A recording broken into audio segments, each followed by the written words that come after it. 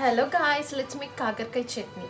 2 onions and 4 కాకరకాయ, చింతపండు, జీలకర్ర, వెల్లుల్లి, కారం. కట్ చేసుకున్న కాకరకాయ and 2 onions and కొంచెం వెల్లుల్లి, కొంచెం చింతపండు. ఇప్పుడు మనం గ్రైండ్ చేసుకున్న కాకరకాయలో కొంచెం కల్లుప్పు, తర్వాత ఆనియన్స్ కట్, కొంచెం జీలకర్ర, కొంచెం కారం.